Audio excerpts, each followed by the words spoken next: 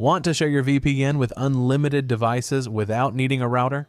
In the next 5 minutes, I'll show you exactly how to do it. The trick is simple. You'll share your VPN connection via a hotspot on your computer. In this step-by-step guide, I'll walk you through the entire setup. This method is perfect if your router doesn't support VPNs or if you want to connect devices like your TV or gaming console that don't have built-in VPN options.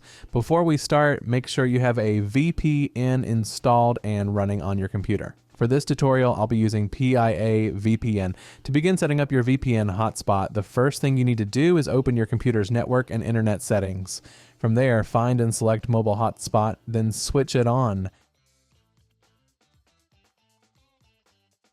Next, click on Edit, which you'll see below the hotspot options. This is where you can customize the network name and password. Since we're using PIA VPN, you might want to name it accordingly. When choosing a password, go for something strong, mixing numbers, letters, and special characters for security. For now, I'll stick with my current password since this is just a demonstration.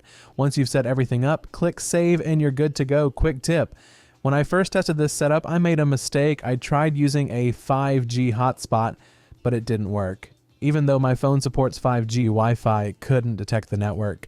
If you run into the same issue, just switch your hotspot to 2.4 gigahertz and everything should work perfectly. Now let's move on to network connections. The easiest way to find it is by typing network connections into the search bar and opening it from there.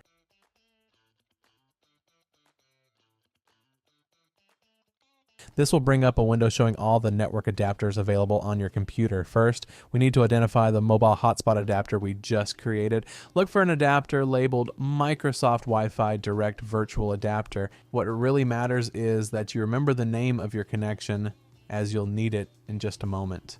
Next, let's locate the PIA VPN adapter. It should be labeled Private Internet Access Network Adapter, and here it is displayed as Local Area Connection 2. Now, right-click on this adapter and select Properties. Navigate to the Sharing tab and check the box that says Allow other network users to connect through this computer's internet connection. If a pop-up appears, just click OK.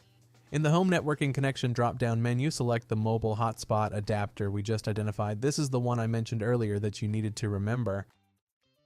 Once selected, click OK to apply the changes, then close the window. Now it's time to connect to the VPN using the PIA VPN app. One important thing to remember is that you must use the OpenVPN protocol for this setup to work correctly. To adjust this setting, open the PIA VPN app, click on the 3 dots in the upper right corner and go to Settings.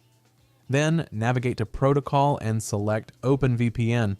This ensures that your VPN connection is properly configured and secure. Once you've switched to OpenVPN, connect to your preferred VPN location. This will also set the VPN location for your hotspot. In the PIA VPN app, you can also check the current IP address of the VPN server.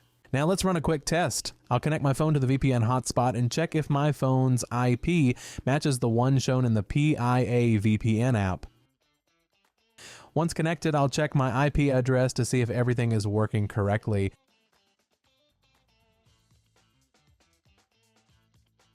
As you can see, the IP address on my phone matches the one in my VPN app, which means the setup was successful. Another great thing about this method is how easy it is to switch VPN servers. If I change the VPN server in the PIA VPN app, the update will automatically apply to my phone and any other device connected to the hotspot. No extra setup needed, and that's it. Now, you can connect your TV, gaming console, or any other device to your newly created VPN hotspot and enjoy a private and secure internet connection. I hope you found this tutorial helpful. If you have any questions or feedback, feel free to drop a comment below. And if this video was useful, don't forget to leave a like and subscribe for more step-by-step tutorials like this one. Thanks for watching.